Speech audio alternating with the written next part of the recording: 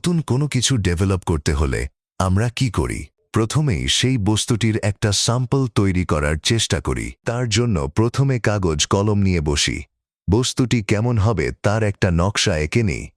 সূক্ষ্ম মাপজোকের জন্য ইঞ্জিনিয়ারিং ড্রয়িংয়ের সাহায্য নিই। এখন অবশ্য অটোক্যাডের সাহায্যে নিজের ল্যাপটপেই সব কিছু করা যায়। ডিজাইন মনমতো হলেই সেটার একটা স্যাম্পল তৈরি করা হয় কম্পিউটার কন্ট্রোল মেশিনে। এখানে লক্ষ্য করুন, প্রথম বস্তুটি তৈরি করতেই এত সব ঝক্কি ঝামেলা, এত শ্রম ও মেধা প্রয়োগ করতে হচ্ছে।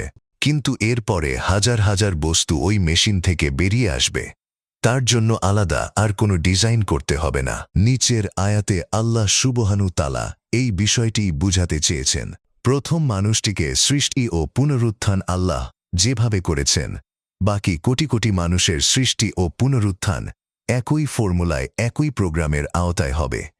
আর আল্লাহর সৃষ্টি তত্ত্বের এই প্রোগ্রামগুলি লাওহে মাহফুজে আল্লাহর মহা মেগা কম্পিউটারের ডাটাবেসে রক্ষিত আছে।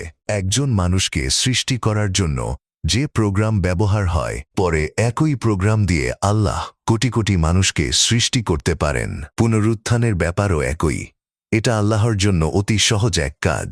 কম্পিউটারে অভিজ্ঞ একজন সাধারণ মানুষও এটা বুঝতে পারে।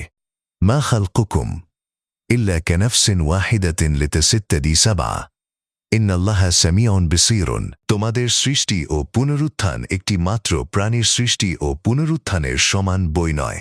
নিশ্চয় আল্লাহ সবকিছু শোনেন, সবকিছু দেখেন। আমার লেখা কোরআন কি বলে বইয়ের ৪র্থ খণ্ড থেকে নেওয়া।